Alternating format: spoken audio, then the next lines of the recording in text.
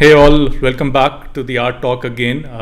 Good evening, good afternoon, everybody. Welcome to the Art Talk series by Sneha Arts. And this is one of the leading art galleries in South India. And as all of you know by now, because we've covered almost 14 episodes, and this is the 15th one.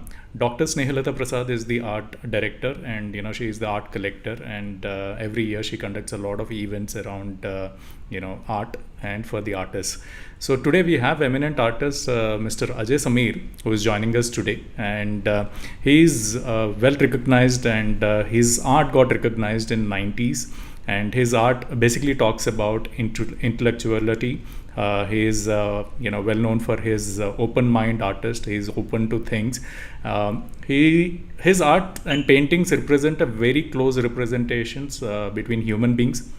He touches concepts of God, nature, interconnected, and devotional sculptures, of Hinduism.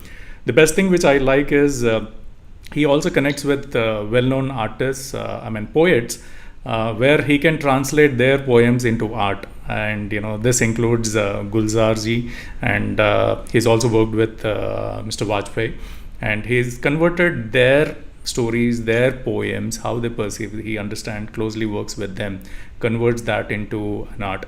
So it's an honor having you here, sir. Thank you for taking time out and joining the art talk. So can you tell us how did this background, did your family have a background, आपकी family में कोई artist थे, और कैसे शुरू हुआ ये journey? And friends, do feel free to ask questions, because sir यहाँ पे है. If you have any questions during our questions, feel free to ask and we will ask him. Over to you, sir. जी, family की जहाँ तक बात है तो मेरे जो फादर साहब थे वो आर्मी में थे, और हम लोग उत्तराखंड से यहाँ दिल्ली काफी, मतलब मेरे पैदा होने के बाद हम लोग यहाँ शिफ्ट हो गए. तो हमारे पूरे खानदान में ऐसा कोई आर्ट का तो कोई ऐसा कोई माहौल था नहीं. Okay. और I am the first person जो आर्ट को बचपन से सीरियसली ले रहा था, और उसको पता भी नहीं था कि ये आर्ट होता क्या है. बस इतना पता था कि वो जो लाइनें आप लगा रहे हो वो बहुत सुकून देती है, और कहीं बुक्स के पीछे आप ड्राइंग बना रहे होते हो सिर्फ. और हमारे यहाँ एक खास बात थी कि जो जितने भी मेरे कजन्स थे, जो हमारे नीड, जो हमारे फैमिली में थे, वो पढ़ाई में बहुत अच्छे थे. Okay. वो पढ़ाई में सब बड़े अच्छे थे, और मैं थोड़ा पढ़ाई में शायद मेरा उतना दिल लगता नहीं था जितना किताबों के पीछे से ड्राइंग बनाने में दिल लगता था. तो ऐसे ये सिलसिला जो है ना, वो बस ड्राइंग करते करते वो शुरू हुआ. तो फैमिली में तो ऐसा नहीं था. ओके. सो कब शुरू हुआ आर्ट, एंड आपने किससे स्टार्ट किया योर फर्स्ट आर्ट? हाँ, देखिए, आर्ट तो ऐसा लगता है कि वो जैसे हम लोग मेरे ख्याल से दुनिया में आते हैं वहीं से आर्ट शुरू हो जाती है. वो भले वो आप ऑब्जर्वेशन से आर्ट होती है ना, देखने से होती है, सुनने से होती है, समझने से शुरू होती है. तो मुझे इतना परफेक्टली तो याद नहीं कब आप पहली लाइन लगाते हो, लेकिन ये है कि वो इंटरेस्ट बड़ा शुरू से था, और वो धीरे धीरे वो डेवलप हुआ. और स्कूल डेज में मैं उतना अलर्ट नहीं था आर्ट के लिए. इनफैक्ट आर्ट के लिए इंटरेस्ट बहुत ज्यादा था, बट क्योंकि मैं उतना कॉन्फिडेंट नहीं था एक्चुअली. बिकॉज वो जो बच्चे आपने देखा होगा पढ़ाई में अगर वीक हो जाए ना, तो वो दूसरी जगह पे भी उनको बड़ा तकलीफ होता है. तो मुझे अभी भी याद है, जो मेरे स्कूल के टीचर्स थे वो मुझे कहते थे कि भाई अजय, तुम्हारा ड्राइंग बहुत अच्छा है, और कल फला जगह कंपटीशन है और तुम आ जाना स्कूल, और हम लोग कंपटीशन में जाएंगे. तो होता क्या था, मैं 2-3 दिन छुट्टी मार लेता था. मैं स्कूल जाते ही नहीं था. मुझे लगता था मैं एकदम डपर सा बच्चा स्कूल में पढ़ाई में, और मैं आज कंपटीशन में जाऊंगा और पता नहीं वहां पे बेइज्जती हो जाएगी और क्या होगा. तो वो कहीं एक कॉन्फिडेंस जो बिल्डअप होने में जरा वक्त लगा मुझे. और एक इंसिडेंट ऐसा हुआ कि मेरे कजन एक बाल भवन जा रहे थे एक दफा। बाल भवन दिल्ली में एक बहुत अच्छा एक सेंटर है बच्चों के लिए, जो आर्ट कल्चर के लिए बहुत ही काम करता है, बड़ा उम्दा काम करता है। तो मैं 10th क्लास मैंने तब एग्जाम दिए थे, तो उनके क्या कजन के यहाँ मैं गया था। तो वो बाल भवन जा रहे थे, तो मैंने कहा अरे यार मुझे भी ले चलो, थोड़ा बहुत मैं ड्राइंग सीखना चाहता हूँ। हम्म। तो उनके साथ मैंने फर्स्ट विजिट किया बाल भवन में, और वहां मैंने देखा इतना बड़ा एरिया है। फर्स्ट टाइम मैंने कोई ऐसी जगह देखी थी जहाँ पे इतने सारे म्यूजिक, डांस, पेंटिंग सब कुछ वहां हो रहा है, स्केट्स हो रहे हैं, गेम्स हो रहे हैं। तो मैं तो बड़ा फैसिनेट हुआ उनको देख के, और फिर जैसे तैसे वो मैंने ज्वाइन भी किया। तो वहां जाके जब मैंने काम किया थोड़ा, और फिर मैंने देखा क्योंकि वहाँ कई मतलब वहाँ तो मतलब एक एक बैच में 200 300 बच्चे होते हैं, और उनके साथ जब आप काम करते थे तो आपको लगा कि सीरियसली डूइंग गुड। तो वो जो मेरा कॉन्फिडेंस था वो बाल भवन में जाके 10th के बाद, मैं कहना चाहता हूँ 11th क्लास में, वो वहां से बिल्डअप हुआ। और मुझे एक चीज समझ में आ गई अब कि कुछ ना कुछ तो एक चीज है जो मुझे ड्राइव कर रही है, और एक चीज तो ऐसी है जिसमें मैं कुछ कर सकता हूँ या कुछ एंजॉय कर सकता हूँ। और धीरे धीरे वहीं जो हमारे टीचर थे उन्होंने मुझे आर्ट कॉलेज दिखाया कि बेटा ये आर्ट कॉलेज है। वो ऐसे पैदल पैदल हम लोग जाया करते थे, बाल भवन से मंडी हाउस को ले जाते थे, त्रिवेणी आर्ट गैलरी। और वो इतना खूबसूरत, मतलब वो जो पहला विजिट त्रिवेणी का था वो एकदम ड्रीमी था। और पहला visit college of art Delhi का मैंने जब वहां देखा, तो वो तो मेरा ड्रीम कॉलेज हो गया था कि मुझे यहाँ आके यहाँ पढ़ाई पे करनी है। कुछ भी हो जाए तो हम पढ़ेंगे जरूर यहाँ। तो वो ऐसे बिल्डअप हुआ, और फिर मुझे पता चल गया कि आर्ट ही करना है। सुपर। फैमिली का बैक कैसे था रिएक्शन, क्योंकि उस टाइम में आर्टिस्ट मतलब अभी तो पेरेंट्स थोड़े हाँ, ओपन माइंडेड हो गए हैं, थोड़ा या एंकरेज कर रहे हैं बच्चे अगर आर्टिस्ट है। थोड़े लोग तो प्राउड भी फील होते हैं कि हाँ मेरा बेटा आर्ट करेगा, वो आईटी वाईटी में नहीं जाएगा। बट उस ज़माने में बहुत बहुत डिफरेंट था, तो क्या क्या झेलने पड़े अजय जी को? जी, उस जमाने में तो पूछिए मत साहब। वो बड़ा वैसा जमाना था कि वो तो हमारे जो मेरे ताऊ जी, हम कहते हैं ना अंकल, वो भी पिटाई करके चले जाते थे कि ये पढ़ता लिखता तो है नहीं, ये किताबों के अंदर ड्राइंग बनाता है, सारी इसने नोटबुक खराब कर रखी है, बिल्कुल पढ़ता नहीं है, हमारे खानदान का इसने नाम खराब कर दिया है। Like that। और मैं लाख कोशिश करता था, क्योंकि मेरी बड़ी बहन है वो टॉपर स्कूल में, तो ओ मेरे भाई, दूसरे वो और ज़्यादा वो टॉर्चर रहता है। वो एक्सपेक्टेशन, मतलब मैं कंपैरिजन बहुत हो उनके जाए। सामने आते नहीं था। बेसिकली तो मेरे घर में कोई आता था तो मैं पीछे कमरे में चला जाता। पीछे कमरे में कोई, हमारा घर का सिस्टम ऐसा था कि आप ऐसे इस कमरे से इसमें चले जाओ, फिर किचन में आ जाओ, फिर बाहर आ जाओ, ऐसे सर्कल था। तो कोई इधर आता था तो मैं इधर आ जाता था, ऐसे घूमते थे, किसी के सामने आते ही नहीं। हम्म। तो वो टाइम तो क्योंकि वो शायद उस माहौल में उस टाइम पे इतनी अवेयरनेस भी नहीं था, और पेरेंट्स को भी लगता था बच्चा कुछ पढ़ लिख लेगा तो ये कुछ कर कुछ लेगा। कर ले, मतलब पेरेंट्स अगर एग्री भी कर ले, ऐसे रिलेटिव्स और दोस्त रहते हैं जो घर खाली आपका टॉपिक लेके आते हैं, तेरा बच्चा क्या कर रहा है, और उनको जरा फ्यूल करके चले जाते हैं। मतलब जो जी जी पेरेंट डिसाइड भी हो गया वो कन्फ्यूजन में आ जाता है कि मैंने सही डिसीजन लिया है कि। जी जी। ऐसा तो ऐसा मैं भी तो हुआ था। हाँ, ऐसा जो भी हो फ्रेंड ऐसा भी हुआ था जिसमें आपके पेरेंट्स हाँ हो गए थे, मतलब सेटल हो गया कि ये आर्टिस्ट बनेगा, इसको हम लोग सपोर्ट करेंगे। बट बाकी रिलेटिव्स और दोस्तों ने आके मतलब काम बिगाड़ दिया पूरा, उनका दिमाग मतलब फिर से चेंज कर दिया कि। हाँ, नहीं ऐसा तो कुछ हुआ नहीं, लेकिन उसमें हुआ क्या कि मैंने तो बताया ना, मैं 10th क्लास तक तो सभी लोग बिल्कुल वो थे कि भाई ये बिल्कुल लड़का हमारा बिगड़ गया है, और ये सारा दिन बनता रहता है, गाने गाता रहता है, या फिर ये कविताएं लिखता है, या ये कुछ नंदन, और उस वक्त यही जो हमें मिल पाती थी किताबें, वो पढ़ता रहता है, ये किताबें नहीं पढ़ता है। तो 10th के बाद जब मैंने बताया कि मैं बाल भवन गया, तो उन्होंने मुझ में वो कॉन्फिडेंस वहां पे जाके आया, और मेरे जो टीचर थे उन्होंने, पदम चंद जी, उन्होंने जो कॉन्फिडेंस हमें दिया, तो वहां से उन्होंने मुझे कॉम्पिटिशन्स के लिए वो किया, मोटिवेट किया। तो ओके। मुझे याद है कि पहला कंपटीशन एक मैंने दिया था, काफी वो एनजीए नेशनल म्यूजियम है एक, उसमें था। तो उसमें बाई चांस मैं पहले कंपटीशन था और मुझे वो फर्स्ट प्राइज मिल गया उसमें। और उस जमाने में वो 500 रुपीज थे, पर प्राइज वो मनी। इन्वायरमेंट मिनिस्टर साहब थे, उन्होंने वो दिया था। तो पापा जी तो बड़े खुश थे हमारे, तो पहली बार मैंने अपने फादर को बड़ा हैप्पी देखा। और वो फंक्शन में गए, टिक्की में वो अवार्ड फंक्शन था, अच्छा मतलब वो रेप्यूटेड बच्चों का था। और वहां से वो अखबार में उन्होंने थोड़ा मेरा नाम छप गया। और उसके बाद वो मेरे को प्राइजेस मिलने शुरू हो गए, और एक प्राइज मुझे 11th के एंड तक मिला जो कला श्री अवार्ड है, हम्म। और इसको प्राइम मिनिस्टर देते हैं। तो उस जमाने में राजीव गांधी थे प्राइम मिनिस्टर, और उन्होंने मुझे वो अवार्ड दिया, और वो फ्रंट पेज की न्यूज थी नेक्स्ट डे। सुपर।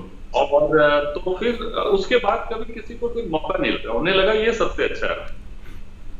तो ये ऐसा कभी मौका आया नहीं। वो जो टाइम था वो 10th तक था, उस टाइम तक थोड़ी दिक्कत थी, घर में भी थी, बाहर से भी प्रेशर था, भाई पढ़ो तुम। उसके बाद कभी प्रेशर स्कूल से भी नहीं आया। या वो एक रिकग्निशन के लिए वेट करते हैं, बट तभी अब डिक्लेरेशन हो जाता है सभी को कि ये कर रहे हैं, मतलब this is the talent he is chosen. I think या वो मोमेंट के लिए। सो वी हैव सर बहुत सारे कॉम्प्लीमेंट्स आ रहे हैं बीच में। Hi hello for you from Sharad Bhardwaj, Rajni Sharma, Mehndi Shaw, Bharti Yadav, Veena Sharma. So they're all saying, Anita Kumari, they're all saying hello to you. So thank you. And Sheetal, hello sir, happy to see you. It's been a long time. This is from Sheetal Nandan. So thanks for joining in. And we also have one comment from MT Boyaz Betty. She basically says that's the drawback in Indian education system. Nobody understands the caliber and interest of a child. And I also used to do doodling in my school copy and the notebook, and I love drawing and art. So this is from Betty. Thanks Betty for joining in. So कैसा, what's your strongest memory from childhood? वो 500 रुपये जो पहली आपको मिली थी वो आपने save किया या खर्च हो गई? मतलब उस टाइम में बुक्स पे लगा के हम लोग ऐसा डिसाइड हो गया था ये मेरा पहला कमाई है, या or buy something which is memorable. Like I bought my first prize, I bought a watch that time, Titan का कुछ था वैसा, ऐसा कुछ? अच्छा, तो मैं तो वो जो 500 रुपीज थे तो मेरे तो पाँव जमीन पे थे ही नहीं उस दिन। तो मुझे लग रहा था मेरा बॉडी एकदम बहुत लाइट हो गया और मेरे से चला नहीं जा रहा था। तो वो 500 रुपीज मैंने, उसमें कैश थे, लिफाफे के अंदर कैश था वो। तो मैंने मेरे फादर को वो पैसे पकड़ा दिए, पापा जी ये 500 रुपीज हैं इसके अंदर। तो फादर ने मेरे वो पैसे लिए और वो मंदिर में उन्होंने टच करके और मुझे वापस कर दिए। वाह, नाइस। और वो मेरे लिए बहुत वो एक वो बहुत बड़ी लर्निंग भी थी। वो मैं आज तक फादर की वो चीज भूलता नहीं। अब तो वो रहे नहीं, पिछले 1.5 साल पहले वो चले गए थे। तो फादर ने मुझे वो 500 रुपए दिए और उस 500 रुपीज से मैंने पता नहीं कितनी चीजें खरीदी।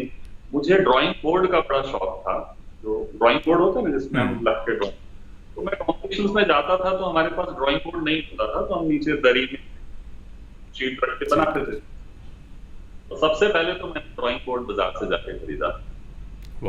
और मैंने अपनी लाइफ का पहला कैनवस भी उसी से खरीदा, और ऑयल कलर खरीदे, उसके ब्रशेस खरीदे। और उन दिनों मेरी बड़ी सिस्टर को कुछ फीस का प्रॉब्लम था, तो थोड़ा हमारा फाइनेंशियल घर में प्रॉब्लम था। तो मेरी बड़ी सिस्टर को उसमें से कुछ पैसे उनकी फीस में भी चले गए, और कुल मिला के उस पैसे का इतना इस्तेमाल हुआ, वो मुझे अब भी वो पैसे के याद है, बाकी कभी के याद नहीं रहा मुझे कुछ। एंड रियल प्राउड मोमेंट है, मतलब बाकी खरीदने का ठीक है, मतलब वो सिस्टर को हेल्प जो किया उसका मतलब वो भी। हाँ। और वो बड़ा अच्छा था। वो कभी भूल नहीं सकते उस 500। सुपर। सो आपके रियल लाइफ इंस्पिरेशन क्या है? मतलब एंटायर जर्नी ये जब किक स्टार्ट हुआ, आपको रिकग्निशन मिलता गया धीरे धीरे, तो इसमें इंस्पिरेशन कैसे आया आपको? हाँ, इंस्पिरेशन की बात करें तो देखिए, जो पहला इंस्पिरेशन अगर मैं कहूँ तो मेरे एक रिलेटिव ही थे जिन्होंने एक दफा ऐसी न्यूज़पेपर की कटिंग में मुझे हुसैन साहब का एक आर्टिकल दिखाया और उन्होंने मुझे बताया कि ये आर्टिस्ट हैं और ये इस लेवल के आर्टिस्ट हैं, इनके प्राइजेज ये होते हैं, ये ऐसा करते हैं, मतलब उनका फीडबैक मुझे बताया। वो और क्योंकि मैं ड्राइंग का शौकीन तो था ही, तो वो इतना क्लिक कर गया कि आपको लगा कि ये जब ये कर सकते हैं तो शायद हम भी कुछ कर सकते हैं। तो वो कहीं आ तो सही बट दबा हुआ था कहीं, तो पढ़ाई के चक्कर में वो कहीं दबा हुआ था। पहला तो मैं ये बताना चाहता हूँ कि ये एक किक स्टार्ट होता है जब बच्चे के मन में कुछ ऐसा आ जाए, वो भी कुछ ऐसे धीरे धीरे वो कुछ कर सकता है और धीरे धीरे फिर वो लोग मिलते जाते हैं, काम बढ़ता जाता है। मैं पता है जैसे मैं 11th के बाद से जो मैंने वो छोटे छोटे कॉम्पिटिशंस थे और वो जो उनके प्राइजेस और अवार्ड थे, कलाश्री अवार्ड तो चलो वो एक अच्छा रेपुटेड अवार्ड होता है बच्चों के लिए, वो हर फील्ड, लिटरेचर में, सिंगिंग में, म्यूजिक में, पेंटिंग में मुझे मिला था उस साल। लेकिन वो जो छोटे अवार्ड्स हैं वो आपको आपके लिए बड़े इम्पोर्टेंट होते हैं, वो आपको बूस्ट अप करते हैं, वो कॉन्फिडेंस पैदा कर देते हैं और ज्यादा कर सकते हैं। बच्चों के लिए बहुत जरूरी है वो स्टेज पे उनके अंदर कॉन्फिडेंस बिल्डअप हो, और शायद कॉन्फिडेंस के अलावा आप ये भी जान पाते हो कि आप कहाँ पर हो। एग्जीबिशन जैसे हम शो करते हैं तो एग्जीबिशन करने का मतलब ये नहीं होता कि मैं सिर्फ अपना काम दिखाता हूँ। एग्जीबिशन करने का मतलब ये कि होता है कि मैं कहाँ खड़ा हूँ, और जब हमारा काम स्टूडियो में होता है और जब हमारा काम गैलरी में डिस्प्ले होता है, तो गैलरी में जाने के बाद अलग लगता है, घर में अलग लगता है। गैलरी में जाके पता चलता है कि इसमें आपने क्या क्या कमियां की हैं, कितना इम्प्रूवमेंट की गुंजाइश है, अभी आपको कितने पापड़ और बेलने हैं, तो ऐसा कितना करना। Okay, sir. So we have Suresh Hans who's saying, "Hi Samir, love you, brother." And Rajesh Dugal, glad for watching. Rajesh Dugal is saying, "That's so wonderful to hear. Bharatiya Sabhyata and you two addressing Indianness in your saral manner in your works. So happy for you." So this is from Rajesh Dugal.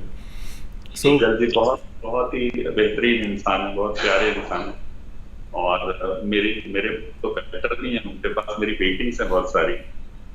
वाह। तो साहब का बहुत बहुत शुक्रिया, वो हमेशा प्यार देते हैं और सपोर्ट करते हैं बहुत सारे। Super.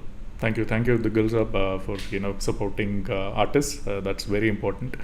So आपका करियर कब शुरू हुआ? When did you decide okay ये पैशन है, मेरे को आर्ट आता है, कॉम्पिटिशन्स में जीत रहा हूँ, but I would choose this as my career? ये कब शुरू हुआ and how was the journey?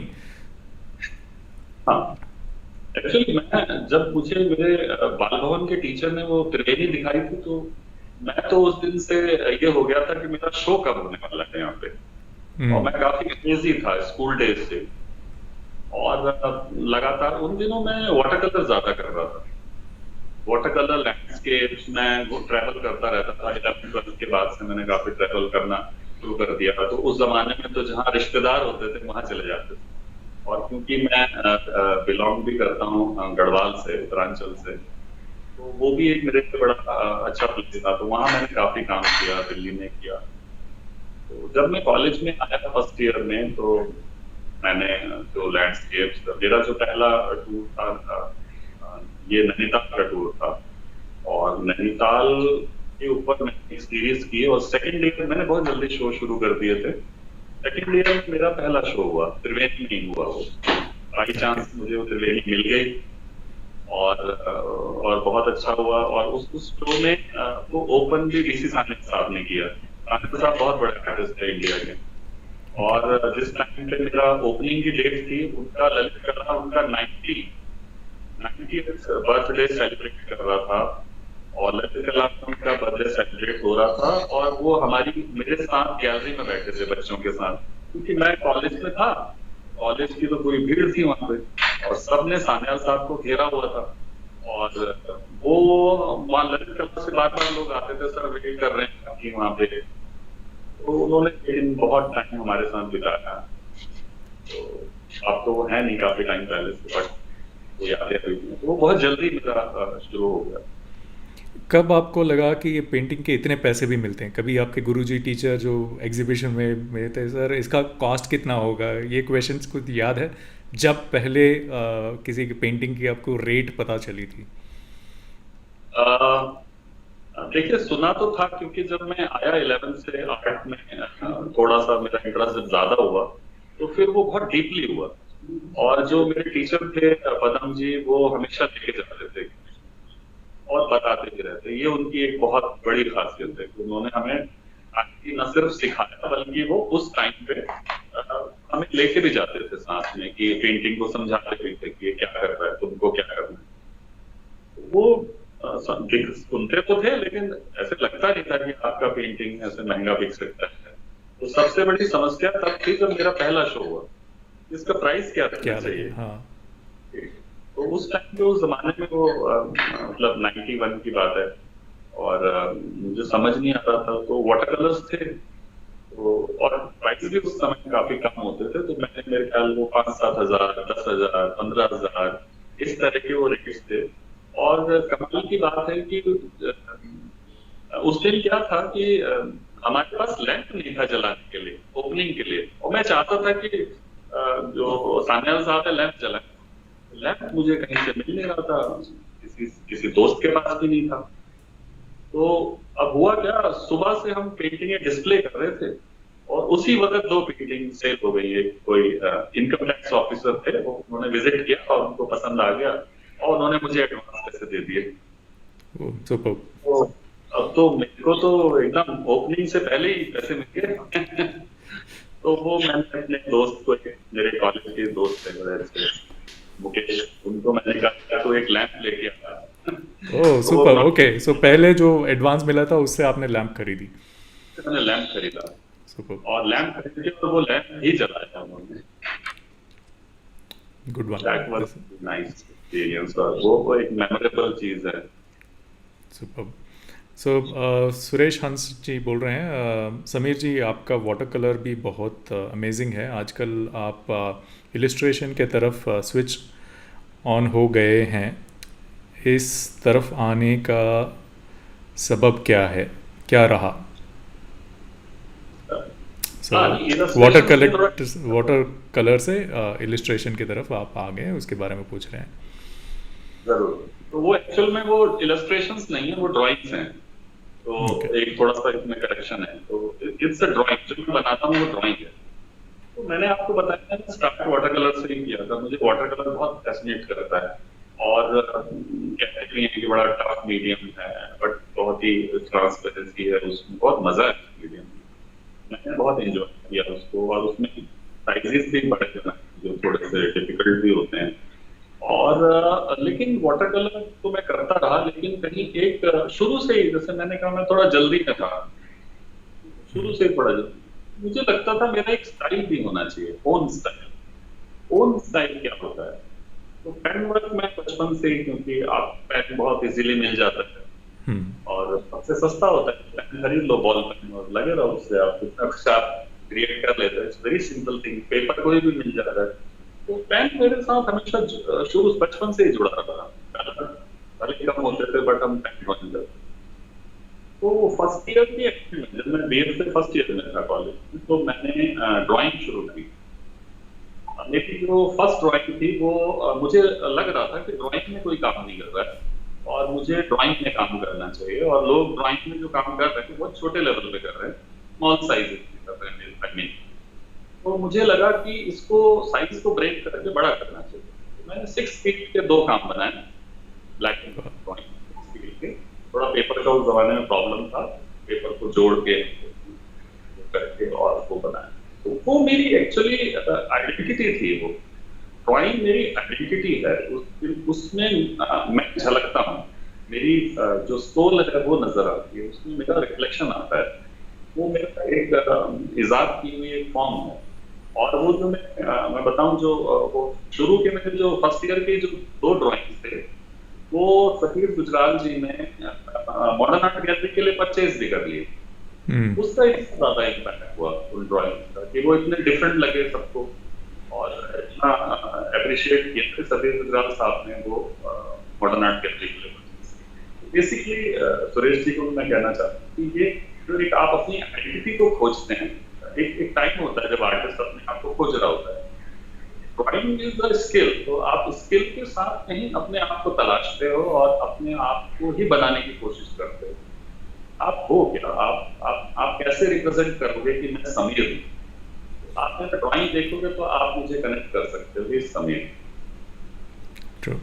So for the audience and friends who are joining, और जो friends join हो रहे हैं ये शो के लिए, जिन्होंने समीर साहब का अभी तक आर्ट नहीं देखा, so let me play a short video of his collection and then we'll again get back to the questions. So we have a question from Veena. So just a short video before we get there.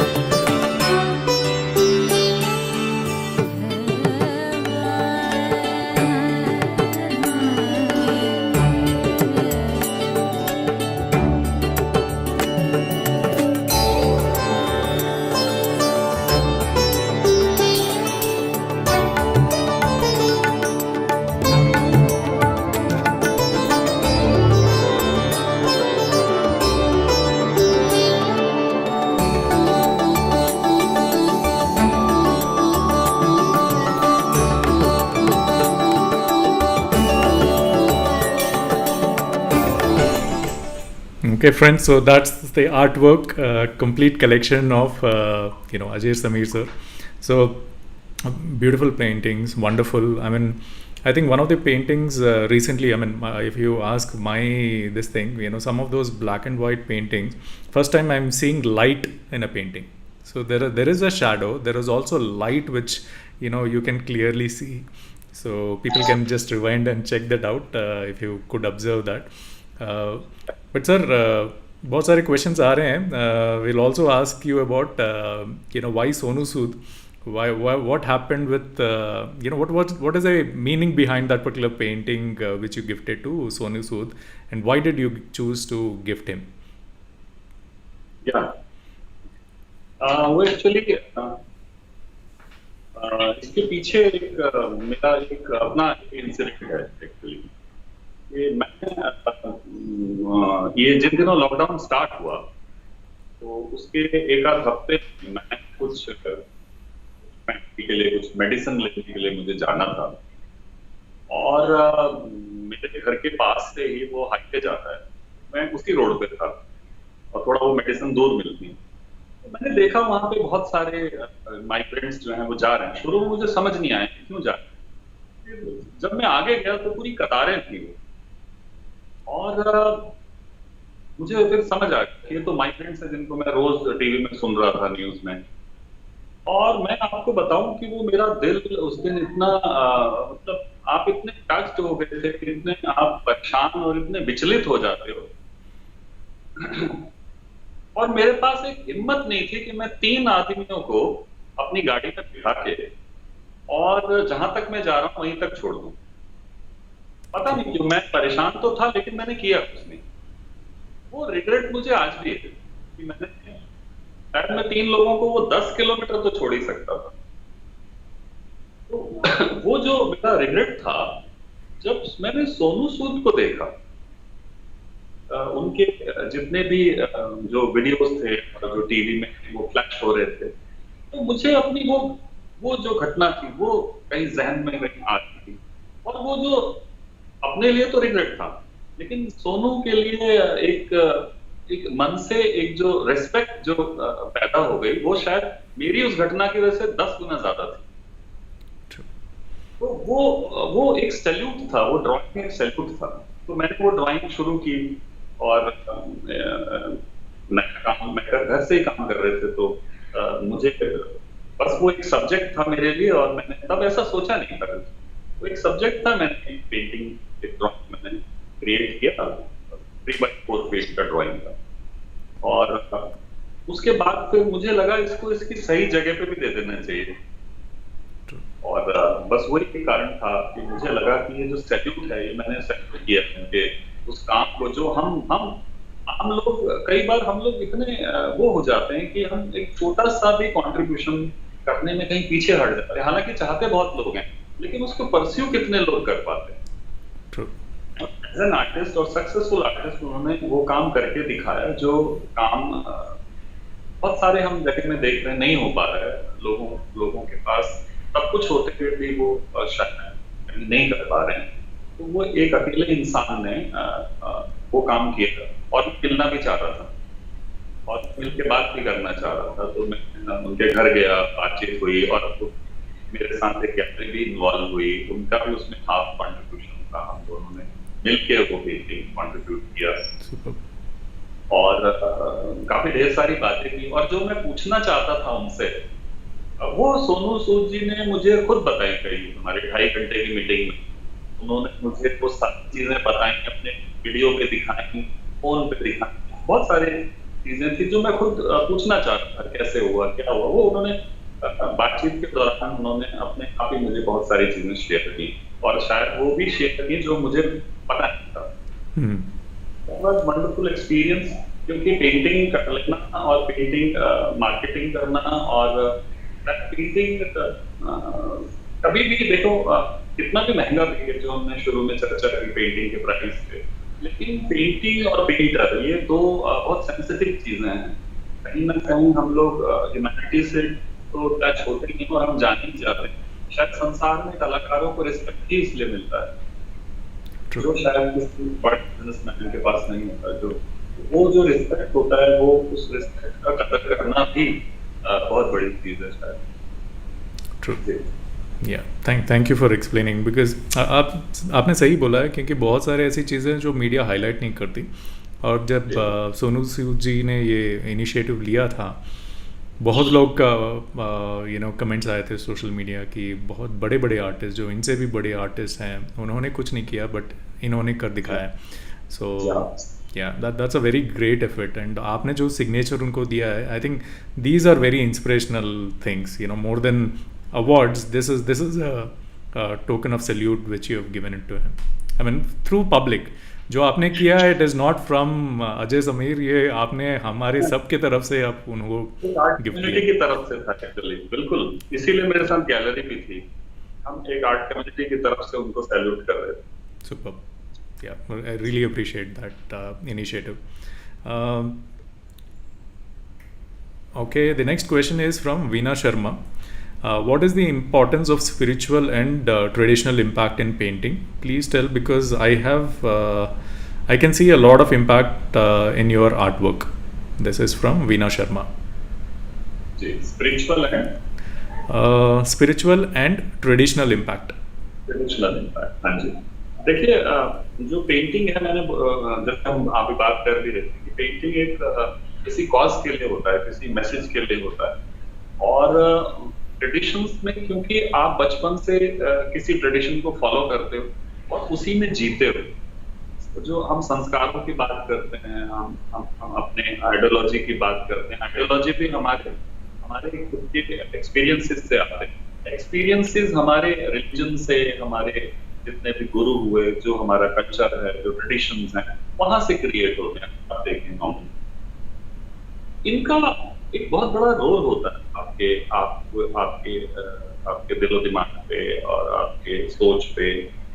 और जब ये चीज आप उसको महसूस करते हो, अब एक चीज आपने महसूस की और महसूस करने के बाद इंटरप्रेट क्या किया, उसको निकालना भी तो होता है। मैंने क्या महसूस किया? मैंने सूरज देखा उगते हुए। अब मैंने सूरज देखा और सिर्फ वो मेरे अंदर रह गया। अब मैंने सूरज देखा और उसको पेंट कर दिया। अब मैंने सूरज देखा और सूरज उगते हुए सूरज को देख के एक कविता लिख दी कि मैं क्या सोचता हूँ इस उगते हुए सूरज को देख के। तो ये जो ट्रेडिशंस हैं और माइथोलॉजी हैं, स्पिरिचुअलिटीज हैं, इनसे जो आप चीजें समझ पाते हो, जो देख पाते हो, जो गाइडेंस आपको मिल पाती है। और ऐसा भी नहीं है कि आप सारी चीजों को ही फॉलो करते हो। बहुत सारी चीजें ऐसी उनको नकारते भी हो आप। जरूरी नहीं है मैं हर चीज एक्सेप्ट करता हूँ, हर चीजों को। तो मेरा एक्सेप्ट ना करने का भी एक वे है, मैं अपनी पेंटिंग्स में उन चीजों को लेके आऊंगा, या जो मैंने एक्सेप्ट किया तो वो क्यों किया, तो वो मेरे काम में रिफ्लेक्ट होगा। तो वो जो रिफ्लेक्शन ऑफ ट्रेडिशंस हैं और रिचुअल जो आप बात कर रहे हो, तो वो आपके तरीके से निकल के आता है यदि आप उसमें इन्वॉल्व हो। तो ये इन दोनों का बड़ा ही आपस में बड़ा जो हम कहते हैं ना, कनेक्शन बहुत ज्यादा है। और एक आपने मेरी पेंटिंग्स में तो खासतौर पे आपने अभी बात की लाइट की। लाइट तो मैं ये भी बताऊं आपको कि जो लाइट है वो इनलाइटमेंट के लिए है। तो मेरी पेंटिंग में एक ड्रामेटिक लाइट क्रिएट होता है। मैं पेंटिंग में ड्रामा थोड़ा सा क्रिएट करता हूँ, तो उसमें लाइट का बड़ा इंपॉर्टेंट रोल है। और वही ड्रामेटिक है और वही इनलाइटमेंट है। तो जहां पे इनलाइटमेंट है, जहां पे पीस है, जहां पे लव है, जहां पे शांति है, वहां पे वो लाइट आती है। और जो लोग प्रकाशमान होते हैं वहां पे वो जाती है। तो अगर पूरी ड्राइंग्स को आप देखें तो वहां पे light, shadows, grey tones, light tones, dark tones और ब्राइट, वो रिफ्लेक्ट ड्राइंग करता है, जो खाली सब्जेक्ट्स के साथ वो दोनों चीजें मिलकर व्यूअर्स को दिखाती हैं। Super, I really love the depth बहुत अच्छा है उसका। तो आपका प्रोफेशनल गोल क्या है? What is that next thing which you want to achieve professionally as an artist? जी, प्रोफेशनली तो देखिए, गोल तो फुल स्टॉप होता है। तो गोल तो आर्ट में आई थिंक कि गोल नाम का शायद मुझे लगता है कि गोल ऐसा कुछ होना चाहिए। हाँ, आपके टॉपिक्स हो सकते हैं। माय नेक्स्ट स्टॉप, उसके बाद मेरा अगला स्टॉप क्या होगा, फिर मेरा नेक्स्ट क्या होगा, डेस्टिनेशंस क्या होंगी मेरी। तो ये आर्ट तो वैसे भी जर्नी का नाम है। तो आप इस जर्नी में हमेशा शामिल रहो और नए नए जो टारगेट्स हैं, जो डेस्टिनेशंस हैं, उनको मैं छूता रहूँ, जो मैं सोचता हूँ काम करने के लिए। अभी मेरा बड़ा मन है कि मैं जो मेरा होम टाउन है उत्तराखंड में, वहाँ के लिए मैं काफी 1 साल से मैं काफी सोच रहा हूँ और मैंने उस पर वर्कआउट शुरू किया है। धीरे धीरे उस पर काम कर रहे हैं। वहाँ के जो ट्रेडिशंस हैं, वहाँ के जो हमारे, वो अभी तक ज्यादा बाहर नहीं है। और हम लोग भी क्योंकि उत्तराखंड को छोड़ छोड़ के सब शहरों में आके बस गए, क्योंकि वहाँ कुछ था नहीं ज्यादातर उस एरिया में इनकम के सोर्सेज नहीं। तो लोग इस वजह से, हमारे जो फादर साहब थे वो भी इस तरफ आए, तो सब लोग हमारी फैमिली इधर आई। तो लेकिन वहाँ का जो ट्रेडिशन है वो बहुत रिच है। और देवों की नगरी कहते हैं उनको, और हम सब देवों की नगरी छोड़ के यहाँ आए।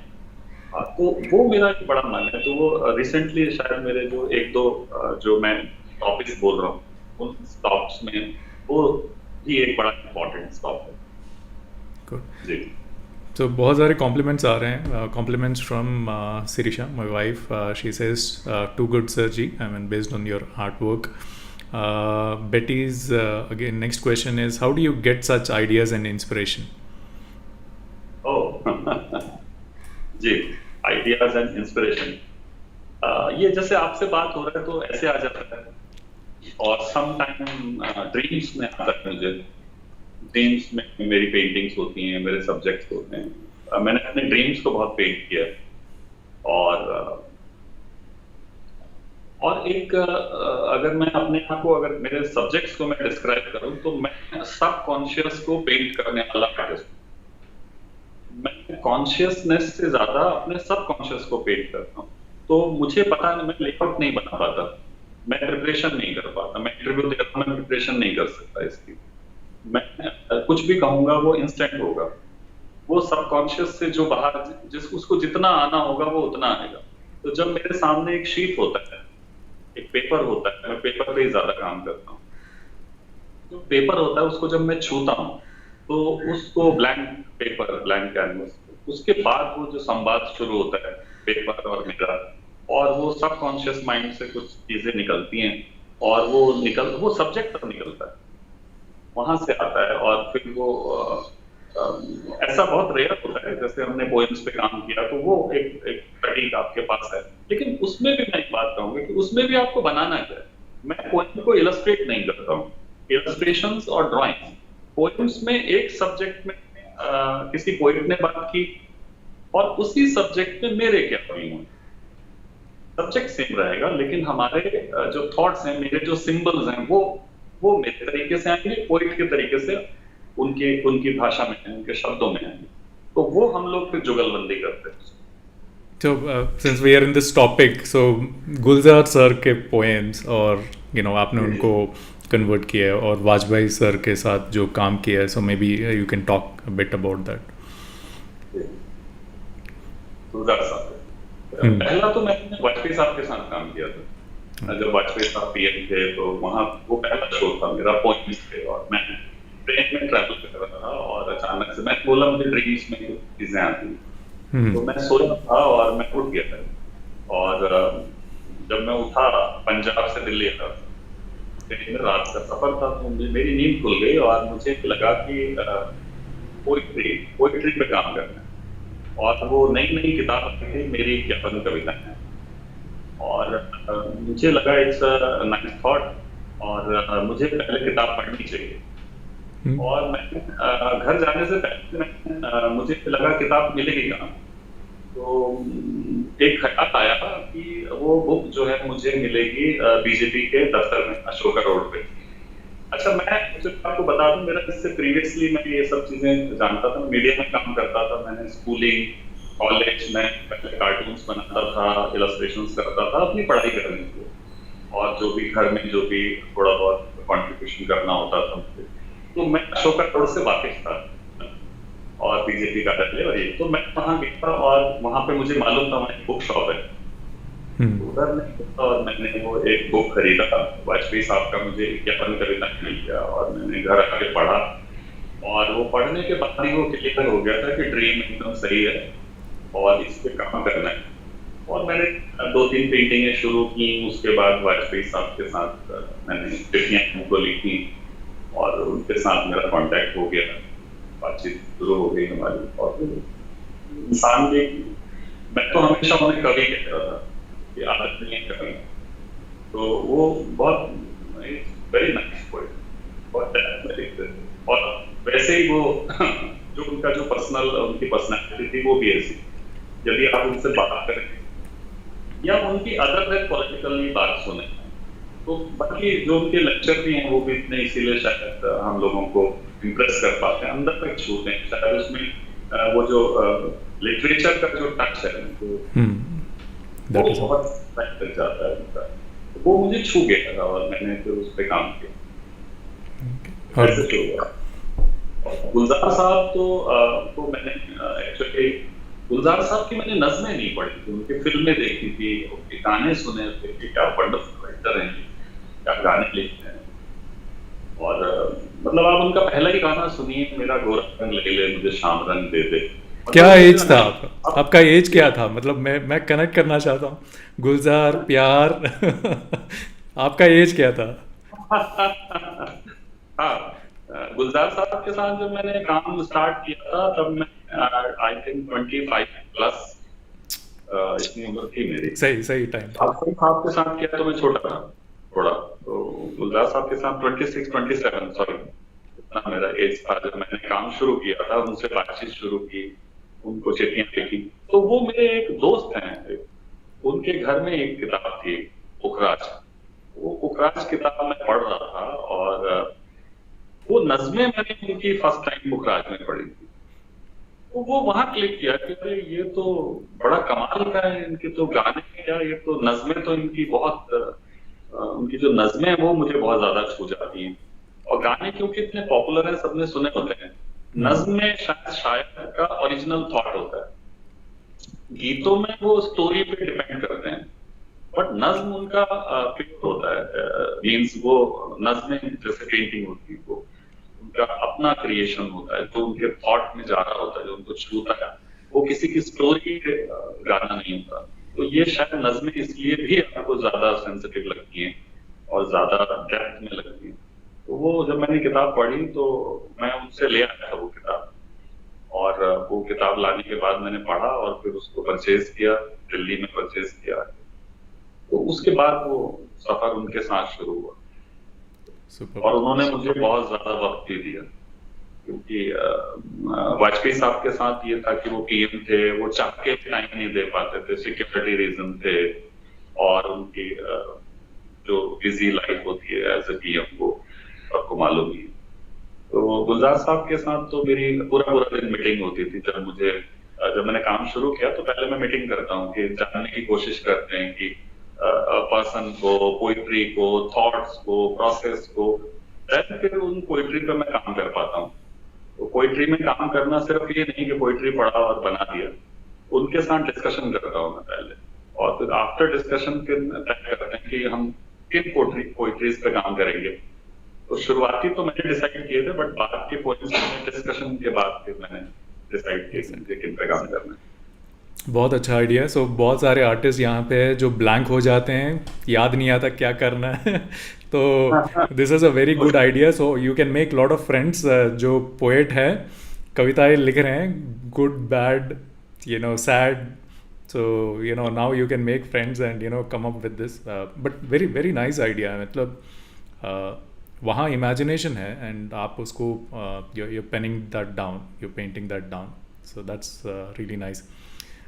So Abhirami Vivek ji compliment कर रहे हैं, good one, thank you for the initiative of this particular art talk, and we have couple of more questions, sir. Compliments, Bharti Yadav, sir, your paintings are so intellectual based and superb. And then we have Rajesh Duggal who's saying बहुत बढ़िया आप बीती जो शहर के रहे हैं, I am getting to know more about you, thanks नेहार्ट्स for the valuable interview. So my apologies for my Hindi, I am slow in Rajesh Duggal ji, your deception of personalities in your paintings are phenomenal. Neha Dua is saying awesome work. Then Sunil Sharma is saying wonderful job, amazing highlight and shadow. Neha Dua is also complimenting, really can identify your style of work and connect to your drawings. Sunil Kohli, wow, amazing work. Sunita Agarwal says lovely work, sir. Bharti Yadav, you're very emotional, sir. I mean that's a compliment. Rajesh Duggal, your works are more than paintings. Please don't refer them as drawings. So शीतल नंदन जी पूछ रहे हैं, sir आपको Bathinda city से गए हुए 20 साल हो गए, 20 साल से ज़्यादा हो गए आपको। We miss you a lot, बहुत याद करते हैं Suresh sir, Garg sir and me and your students. कब आ रहे हैं बठिंडा सिटी दोबारा? Please you will come soon. तो नाइस। एक्चुअली मैं पहले केंद्रीय विद्यालय में टीचिंग भी करता था। Oh wow. तो जी, तो मेरा ट्रांसफर हो गया था बठिंडा में। तो दिल्ली छोड़ के कहीं बाहर रहना तो it's so difficult for artist. वो बड़ा डिफिकल्ट टाइम था, लेकिन वहाँ मैंने एंजॉय किया। बहुत अच्छे लोग थे, अभी भी कनेक्टेड हैं, स्टूडेंट्स भी हैं, और उनमें से बड़े सारे स्टूडेंट मेरे आर्ट कॉलेजेस में पढ़ रहे हैं। चंडीगढ़ आर्ट कॉलेज दिल्ली में अच्छा काम कर रहे हैं। तो वो भी एक अच्छा एंजॉय किया था मैंने काफी। सुपर। मैं भी केंद्रीय विद्यालय से पढ़ा था, सो इन वाइजैक। आपको केवी का सबसे बड़ा what is that you like about केंद्रीय विद्यालय? केंद्रीय विद्यालय में बहुत बहुत कुछ बड़ा अमेजिंग है। एक तो आप जब जाते हो तो पूरा हिंदुस्तान तो उसमें समेटा ही हुआ है। आप किसी एक पर्टिकुलर उसमें नहीं कह सकते कि ये एक अगर राजस्थान में है तो आप जाके बिल्कुल राजस्थानी ही हो गए। वहां पे आपको यूपी भी मिलेगा वहां पे, और वो सब चीजें उनकी परफॉर्मेंसेस में आती हैं। जब आप कोई एनुअल फंक्शन करते हो, जब आपके साथ कुछ और दूसरे इवेंट्स होते हैं, वहां पे वो दिखता है, वो बड़ा मजेदार है। और ऐसे ही बच्चों में भी है। बच्चे वहां पे एक बहुत अगर हम कहें कि एक सिपाही का भी बच्चा होता है और एक कर्नल का भी बच्चा होता है, सभी एक लेवल। हाँ, और सब एक साथ मिलके वो मुझे सबसे ज्यादा अट्रैक्ट करता है। और बाकी अगर मैं इंफ्रास्ट्रक्चर की बात करूँ तो इतने बड़े बड़े प्लेग्राउंड होते हैं और इतना उनके पास स्पेस इतना होता है, उसका भी एक अपना मजा है। आजकल के स्कूल्स में that's missing completely. Yes. Play area तो आजकल है ही नहीं, मिल ही नहीं रहे। जी। Smita Ayub, superb works, Samir ji, and every work has a reflection of your personality. Bharti Yadav, sir, how to give proper guidance to kids to make their vision clear about painting? ये question है भारती यादव। भारती जी, thank you. आपने पहले भी comments किए, काफी अच्छे, शुक्रिया। बच्चों के लिए तो एक चीज होता है कि बच्चों को फ्री छोड़ देना चाहिए।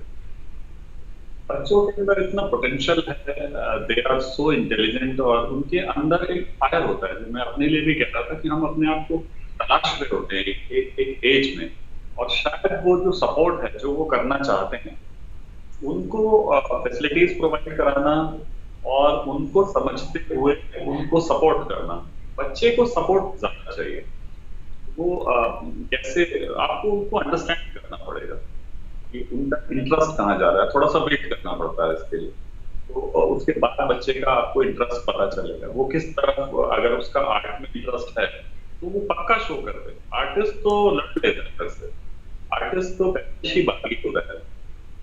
आर्टिस्ट ज्यादातर आर्टिस्ट तो लड़के ही बने हैं फैमिली से। अच्छा, वो फिल्म्स में आप देखें, हमारी पेंटिंग में देखें, और हमें देखें या किसी को भी देखें, आर्टिस्ट हमेशा मैं कहता हूँ अपने काम के लिए बाकी होता है। वो उसका पैशन उसको ड्राइव करता है, और वो पैशन अगर बच्चे के अंदर है तो पेरेंट को सिर्फ सपोर्ट करना चाहिए, और उनको वो फैसिलिटी जितनी हम दे पाए, जितना उनको अच्छा दे पाए, उनको रीडिंग हैबिट हम डेवलप करा पाए, उनके लिए किताबें ला पाए, उनके लिए वो तमाम सहूलियतें जो चीजें अदर देन स्कूल होती हैं, स्कूल सिलेबस के अलावा बहुत सारी चीजें हैं जो एक रियल लाइफ में एक इंसान को डेवलप करने के लिए जरूरी है, वो उनको प्रोवाइड कराई है।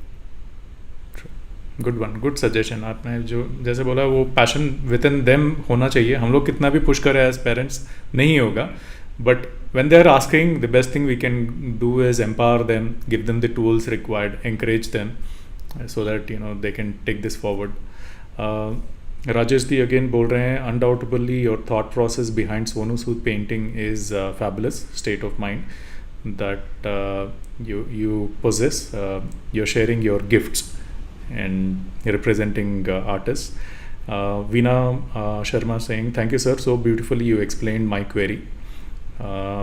Shilpi Jha saying that nice Ajay. And ये आज पहली बार पता चल रहा है कि आप उत्तराखंड से हो. That's wonderful. This is Rajesh Duggal ji. बहुत सारे सीक्रेट्स बाहर आ रहे हैं. और कुछ सीक्रेट्स आप पूछना चाहते हैं तो अभी पूछिए. मैं आपके ऊपर डाल दूंगा कि ये ऑडियंस ने पूछा था, मैंने नहीं पूछा, तो प्लीज़. सुनील शर्मा, लेकिन सर उत्तराखंड पेंटिंग में भी दिखाइए पहाड़, नदियाँ, आसमान, वहाँ का फोक सर. सो आई थिंक आपके पेंटिंग्स में उत्तराखंड के आर्ट भी दिखाएं, सजेस्ट कर रहे हैं. If you can showcase. Nice breeding Ajay sir. Art को I think he meant something else. Art को समझने वालों को ये प्रोग्राम बहुत पसंद आ रहा होगा. You are great sir. So thank you Sunil. Sona ji बोल रहे हैं your true artist. I am a big admirer of your soulful artworks. Loving listening your beautiful and touching expression of your journey. Definitely, because some of these things come very rarely, because we talk a lot about work, but we don't know you as a person. And this entire series is all about knowing the artist well, and his work and the journey. Alok Majumdar saying very nice Sameer. Very impressive talk. एक artist के लिए उसकी feelings ज़्यादा मायने रखती है या techniques और thinkings. This is a question from Veena Sharma. So एक आर्टिस्ट के लिए उसकी फीलिंग्स ज़्यादा मायने रखती है या उसकी टेक्निक्स और थिंकिंग्स? जी देखिए, जब आप फील करते हो तब आप सोचते हो, जब आप सोचते हो तब आप करते हो. टेक्निक करने में आता है. तो ये इन सब चीजों का बड़ा अहम रोल है, लेकिन उसमें सीक्वेंस है. तो जब वो सीक्वेंस सही बैठता है, आपने सिर्फ सोचा नहीं, आपने सिर्फ काम किया, हमने सोचा नहीं, सिर्फ काम किया, तो वो परफेक्शन शायद कहीं, कुछ परफेक्शन तो नाम की चीज होती नहीं है, लेकिन फिर भी वो जो हम कहते हैं ना कि संवाद जो क्रिएट कर पाते हैं, शायद वो कहीं मिसिंग रह जाता है. तो इसमें कैटेगरी है कि पहले आप उसके सेंसिटिव इतने होते हैं कि आपको कोई चीज असर करती है, सोचते हैं, सेंसिटिव करते हैं. Superb sir. Others, a lot of compliments coming in. बहुत अच्छी एंकरिंग, या ये कहीं की कंपेयर कर रहे हैं सर आप भी अजय समीर के साथ? बहुत अच्छी एंकरिंग, या ये कहीं की कंपेयरिंग कर रहे हैं? So sorry, I didn't get that question Sunil, but yeah help me in English please. आपकी पेंटिंग ब्लैक एंड वाइट है बट ब्यूटीफुल होती है.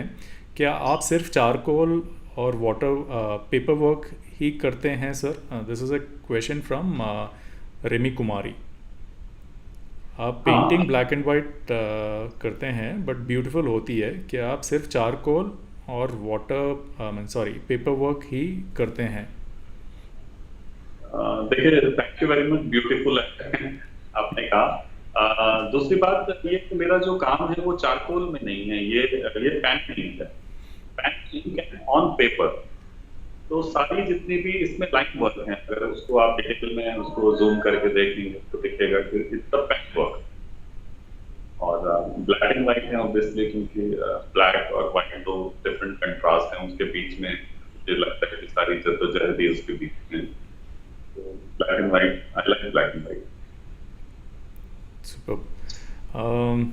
Next compliment is Bharti Yadav. Very wonderful and amazing interview. It's really awesome. Thank you, Bharti ji.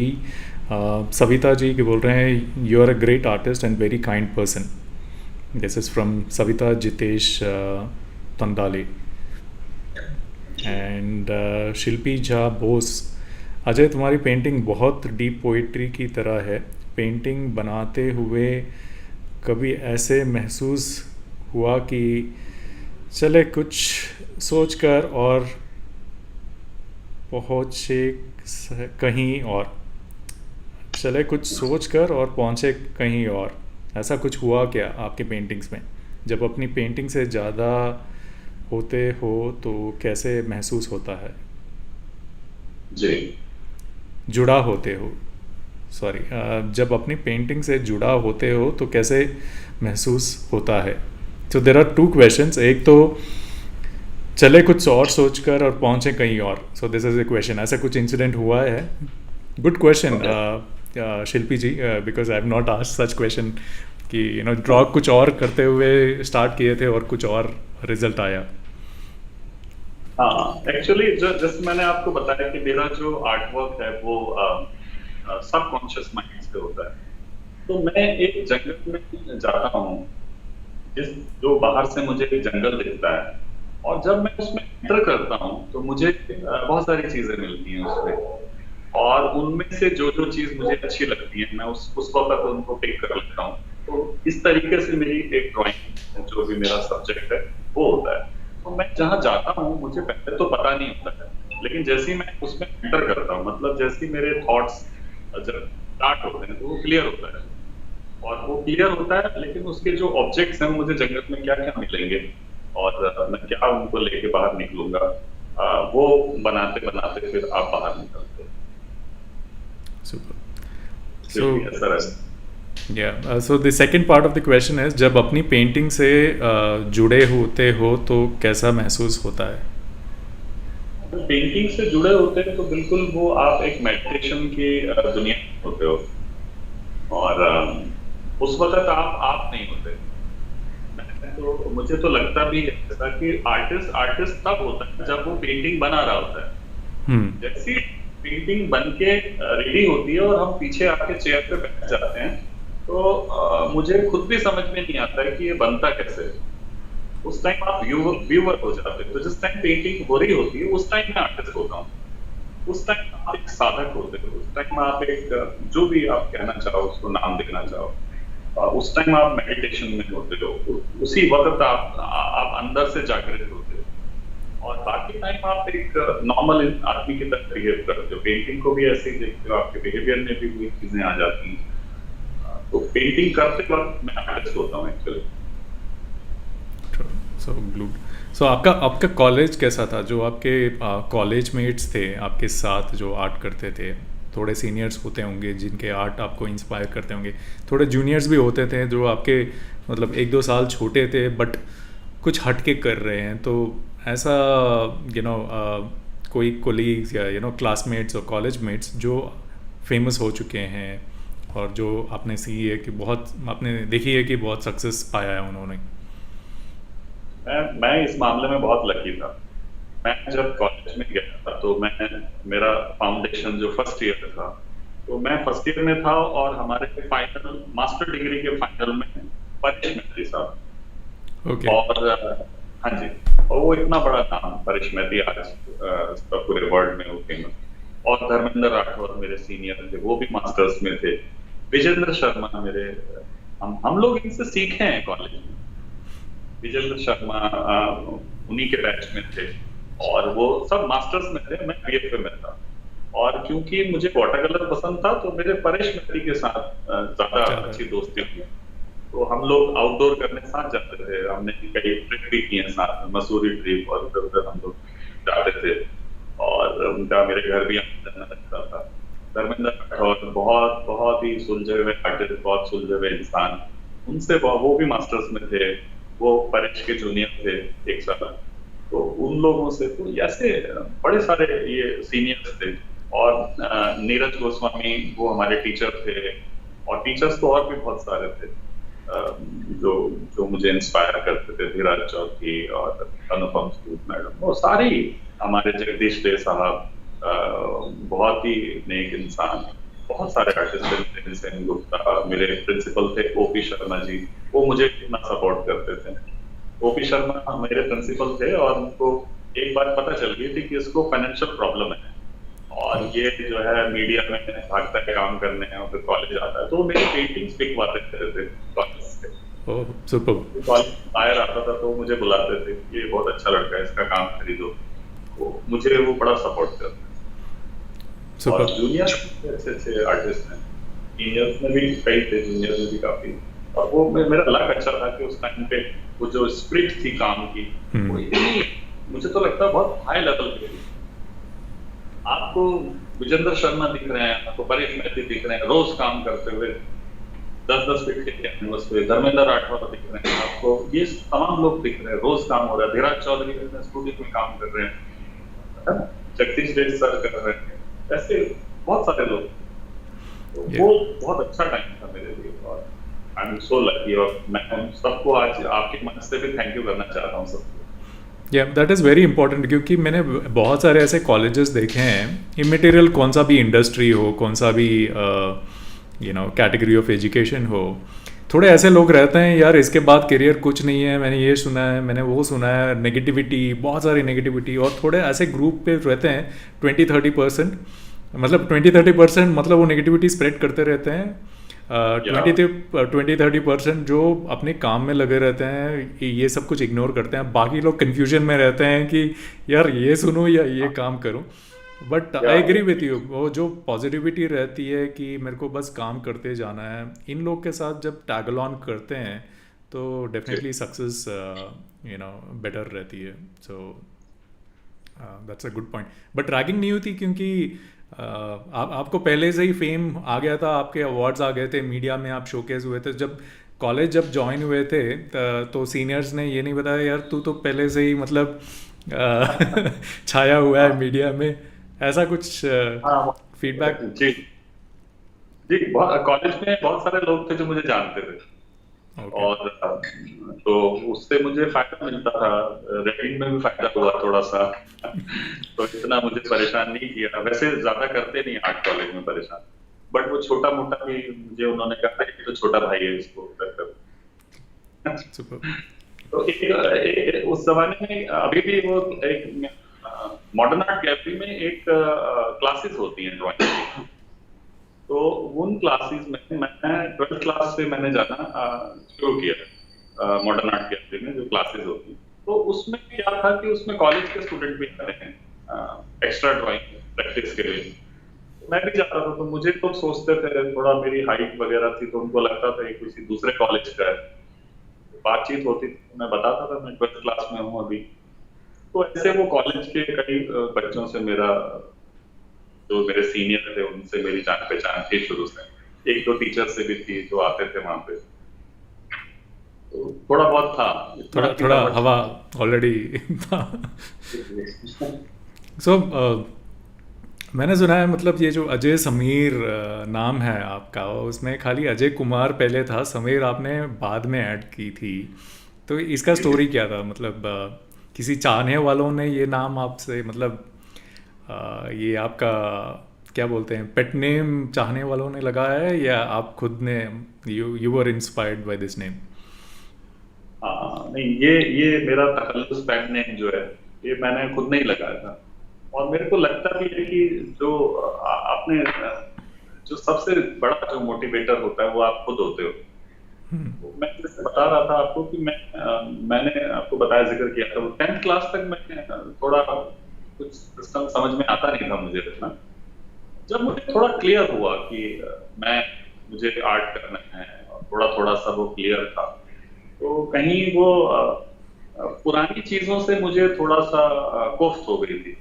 तो मैंने अपना school छोड़ दिया। उस जमाने में क्या होता था, हम खुद ही चले जाते थे और वहाँ टीसी फॉर्म भर के अपना टीसी ले लेते थे और दूसरे स्कूल में जाकर एडमिशन लेते थे, अपने आप कर लेते थे सारे काम, घर में बताते नहीं थे किसी को।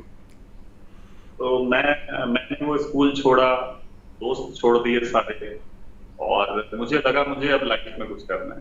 तो वो जो एक सेल्फ मोटिवेशन था मेरे खुद से, मैंने एक प्रॉमिस किया था कि मुझे अब ये जो जितने भी आप घर में सुन रहे हो, और घर के हालात अच्छे नहीं थे, एक्चुअली फाइनेंशियल हालात अच्छे नहीं थे, जिसने मुझे एक दिन मुझे बहुत ज्यादा वो कर दिया था, बहुत डिस्टर्ब कर दिया था।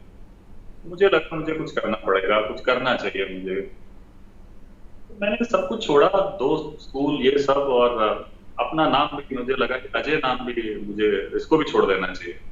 तो मैंने एक नाम सेलेक्ट किया, समीर लगाया, उसका मतलब हवा था। मुझे उस टाइम पे वो बहुत अट्रैक्ट किया उस नेम ने, और मैंने वो नाम लगा लिया। लेकिन उस नेम को लगाने से उस नाम ने मुझे ड्राइव किया। जब आप कुछ खुद से लगाते हो तो आपको प्रूव करना होता है नाम लगाया क्यों है। अब नाम तो लगा लिया, दिक्कत ये थी 10 लोग बोलेंगे अरे तुम ये नाम लगाने से क्या होता है, क्यों? तो वो आपको ड्राइव, कुछ चीजें आपको लाइफ में ड्राइव करती हैं। ये मैंने बहुत बाद में महसूस किया। जो मैंने ये नाम लगाया था उसने मुझे ड्राइव किया, उसने मुझे बहुत कुछ दिया। मैं उसको प्रूव करने के लिए एक हार्ड वर्क की तरफ जाते वक्त कोई चीज ऐसी होती है लाइफ में जो आपको ड्राइव करती है। वो चाहे आपकी पैसों की किल्लत हो, चाहे वो कोई ऐसा इंसान आपकी जिंदगी में आ जाए जो आपके अंदर वो जज्बा भर दे। कोई ना कोई चीज होती है। तो फाइनेंशियल तो था ही जिसने मुझे मोटिवेट किया कि खुद को बदलना पड़ेगा, कुछ करना पड़ेगा। और वो नाम ने मुझे बहुत ड्राइव किया, और फिर वो नाम सार्थक भी होता गया। मैंने जब स्कूल छोड़ा तो जब मैं दूसरे स्कूल में गया तो वो प्राइजेस मिलने शुरू हो गए। तो वो स्कूल में आप मतलब अब इतने प्राइज, मैं गवर्नमेंट स्कूल में पढ़ता था, उन स्कूलों को वैसे ही प्राइज बड़े कम मिलते हैं गवर्नमेंट स्कूल के बच्चों को। मेरे टाइम में तो बहुत कम मिलते थे। मैं इकलौता होता था जिसको इतने बड़े बड़े प्राइज और अवार्ड मिलते थे। तो प्रिंसिपल, टीचर्स और सब लोग इतना प्रेज करते थे कि मतलब एक बच्चा से और इधर शिफ्ट होने के बाद स्कूल का हीरो हो चुका है। तो वो मेरे लिए वो जो ट्रांसफॉर्मेशन था Ajay to Sameer, that was मेरे लिए तो बहुत अच्छा था। क्योंकि आपके लिए अच्छा अगर होगा तो आप किसी के लिए अच्छा कर सकते हो, अपनी फैमिली के लिए कर सकते हो, अपने दोस्तों के लिए कर सकते हो, सोसाइटी के लिए कर सकते हो, आप कुछ दे सकते हो। सो अभी सिग्नेचर क्या है आपका? So it includes Sameer? हाँ, समीर या ओके, जस्ट समीर। में समीर होता है या, लेकिन कहीं क्योंकि मेरा डॉक्यूमेंटल नेम अभी भी अजय कुमार है। हाँ। क्योंकि उस जमाने में हमें पता ही नहीं था कि वो 10th क्लास में नाम बदली कराना होता है। और फिर 12th में फिर तब मैंने बोर्ड के भी एग्जाम दे दिए और वो मेरा 12th में भी चला गया। और बाद में मुझे लगा कि बहुत लंबा प्रोसेस है। तो मैंने कहा कि नाम छोड़ेंगे नहीं, लेकिन समीर को लगाए रखेंगे।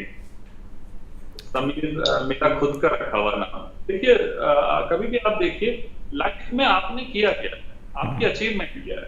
देखिए मेरी अचीवमेंट ये नहीं है कि मैं इस धर्म में पैदा हुआ, इस घर में पैदा हुआ और मेरे पास जो मेरे को मिला हुआ है विरासत में वो क्या। अचीवमेंट मेरी वो है जो मैंने खुद की है। मेरे को ये अच्छा लगता है कि मैंने नाम भी अपना खुद दिया है। तो मुझे कई बार लगता है कि ये चीजें मुझे पीस देती हैं, ये मेरी अचीवमेंट्स की तरह। True. So lot of compliments coming for you, inspirational for all artists. That's from Rajiv Semwal. And अभी पता चला है कि आप अच्छे सिंगर भी हो. So this is a secret getting leaked from Rajesh Dugal. So thanks Rajesh. So he shared a superb version of पल पल दिल के पास. सर हमें चांस मिलेगा या खाली राजेश के लिए ये गाना है? वो उन्होंने आज वो एक मेरा वीडियो शेयर किया है जो उनके फेसबुक पे, तो लोग वहां जाके सुन सकते हैं राजेश दुग्गल जी के। राजेश जी प्लीज शेयर करिए वो लिंक यहाँ पे, ताकि ये ना जो भी पार्टिसिपेंट यहाँ पे ज्वाइन हो रहे हैं वो क्लिक करके सुन सकें अजय सर को. When will you be painting art based on Haryana? This is from Bharti Yadav. Sorry? आप हरियाणा के ऊपर आर्ट कब पेंट करोगे? ये भारती यादव जी पूछ रही हैं. जी हरियाणा पे ऐसा तो मतलब कोई ऐसा थॉट नहीं है, लेकिन उन्होंने ऐसा थॉट दिया है तो फिर जरूर कुछ ना कुछ कभी भी ऐसा थॉट बनेगा तो जरूर करेंगे. Sure. So Rajni Sharma, thanks Sneha Arts which gave us a chance to know you. You're a true artist as much as a true human being. We can learn a lot from your art journey. So this is from Rajni Sharma and Suresh Hans. Sameer ji, हम आपके काम के salon से दीवाने हैं, लेकिन आज programme composer sir ने भी मोह लिया. Thanks, sir. So I'm assuming it's a compliment. Thank you, Suresh Hansji. So Sangamesh is saying super artwork. Alok is saying thanks Sneha Arts for stellar interview. I have witnessed Sami's work with pen and paper. The intricate details of praiseworthy and awesome, inspiring. I can hear a echo, sir. Okay. Yeah, thanks Nehards, and a lot of compliments for you, sir. Excellent questioning. Yeah, sir, आपकी ragging हुई भी क्या कभी क्या? I mean, this is a question we discussed. So thanks, Bharti ji. I mean, by the time we discussed, a lot of compliments came in. So yeah, it's almost an hour, 1 hour 15 minutes. So we'll take a we'll end the show now. Sir, आप artist के लिए, budding artist के लिए कुछ message देना चाहते हैं before we close the show? And maybe a lot of other questions are there. Maybe आप offline इनको answer, अगर आपको time मिला, maybe you can answer them. जरूर. हाँ, देखिए बडिंग आर्टिस्ट के लिए तो हमेशा एक बात मैं हमेशा कहता हूँ कि एक तो सेल्फ रिस्पेक्ट, दो तीन बड़ी ऐसी चीजें हैं जो शायद सभी लोग कहते हैं कि एक सबसे पहला सेल्फ रिस्पेक्ट, अपने आप को रिस्पेक्ट देना, उसके बाद अपने काम को रिस्पेक्ट देना, और डेडिकेशन और कंटिन्यूटी. ये कुछ 3-4 चीजें हैं यदि प्रोफेशनली मैं बात कर रहा हूँ. और मैंने ये देखा कि यदि सेल्फ रिस्पेक्ट आता है तो आप दूसरे को भी रिस्पेक्ट देते हो. एक अच्छा ह्यूमन बीइंग भी शायद वही बन पाता है जो खुद के लिए अच्छा होता है शायद. तो ये कुछ पॉइंट्स अगर स्टूडेंट्स जो भी अक्सर बात भी करते हैं तो मैं उनको कहता हूँ कि आप कंटिन्यू अपने काम को करिए और बड़ी ईमानदारी से करिए और रेगुलर करिए, उससे प्यार करिए. थैंक यू अजय सर आज टॉक शो के लिए आने के लिए. And thank you Sneha Arts, because of that मैं personally I am able to meet eminent artist like you and see the journey. I mean मैं भी ये एनालाइज कर रहा हूँ art work, your journey as a person, society के लिए जो आप कंट्रीब्यूशन कर रहे हो, सोसाइटी के ऊपर आप एक जो निगाह रख रहे हो कि सोसाइटी में क्या हो रहा है, कैसे हम कंट्रीब्यूट कर सकते हैं, ये सभी बहुत इंपॉर्टेंट है. So thanks a lot for joining the show, and all the audience who've joined this particular show, thanks a lot for all the questions and participation, because ये participation से हमारा आर्ट टॉक और interesting होता है. हमारे question जब add होते हैं, आप भी नेचुरल क्वेश्चंस जब पूछते हो. So thanks a lot for joining this particular talk and engaging and participating.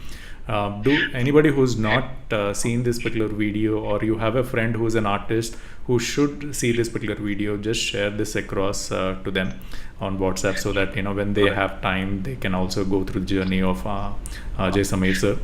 And again sir, thanks a lot. Lovely journey, awesome talk. Sneha Arts and the art talk is very very I mean बहुत आभारी हैं हम आपके. So thank you Ravi ji, thank you so much. आपसे बात करके मजा आता है. और थैंक यू स्नेहा जी को स्पेशली थैंक यू. आज बड़ा खास दिन भी है उनके लिए. रवि जी को मालूम है, मुझे लगता है कि आपको एक बार बताना चाहिए. नहीं मालूम क्या खास बात है, मेरे को नहीं मालूम. So आज बर्थडे है किसी का. Oh my God, okay. Many happy returns of the day, Dr. Snehalata Prasad. और बहुत बहुत मुबारकबाद और शुभकामनाएं मेरी ओर से. और खूब मजा आया. टॉक शो को मैं रेगुलरली देख भी रहा था. Thank you so much. Okay, so अगर आज स्नेहा जी का बर्थडे है तो आप उनके बारे में कुछ एक थोड़ा एक सेंटेंस या एक 1 minute maybe you can talk about it, and I will talk about this thing about Sneha ji, what I've seen as a person. Sneha जी, हाँ स्नेहा जी, देखिए इतना एक वंडरफुल आर्टिस्ट होना एक अलग चीज है, और एक वंडरफुल इंसान तो वो हैं, और साथ में जो कंट्रीब्यूट कर रही हैं आर्ट को, it's a very big challenge. और इतनी ईमानदारी से और इतनी, जैसे मैंने बोला कि शिद्दत से कर रही हैं ये सब चीजें. ये पैशन उनका दिखता है और इस लेवल पे वो स्नेहा आर्ट को लेके आई है, वेरी बिग थिंग। हम सबके लिए ये सीखने को मिलता है। हम लोग भी, सभी लोग एक दूसरे से इंस्पायर्ड होते हैं। तो शी इज सो डेडिकेटेड और बहुत ही उनका सोच जो है वो बहुत आगे सोच रही है, वो बहुत आगे का सोच रही है, तो वो मुझे बहुत इंस्पायर करता है उनका। Thank you so much. Yeah, thank you. Thanks a lot, sir. And yeah, I agree with you. जो भी मैंने कहने के लिए सोचा था वो सभी आपने कवर किए. I've met her on person and very humble, down to earth. Managing family, managing business, and also taking time, ensuring that family is sleeping, and then her day as an artist starts, and she works like till 2 a.m. and then again morning back to family. All this is not easy. And then इसके ऊपर it's not just about time, you creating an awesome artwork is just amazing. So happy birthday, Sneha ji, and yeah, this was kept as a secret. I definitely want to know why. But yeah, thank you Ajay sir for sharing this information and taking time out. Thanks a lot. Thank you so much. Okay, so I think she is saying it's not my birthday, it's Mr. Prasad's birthday. Okay. मैं वही कह रहा था Oh, आपको, sorry, तो sorry. मैं यही बताना चाह रहा था। Okay. So sorry, Sneha ji, sorry friends. It's supposed to be Mr. Prasad's birthday. He was a doctor. I've not met him yet, but I'll share his views and happy birthday, Mr. Prasad. Have a great day ahead, friends, all of you, and thanks for joining. Namaskar. नमस्कार। Thank you all. Thank you.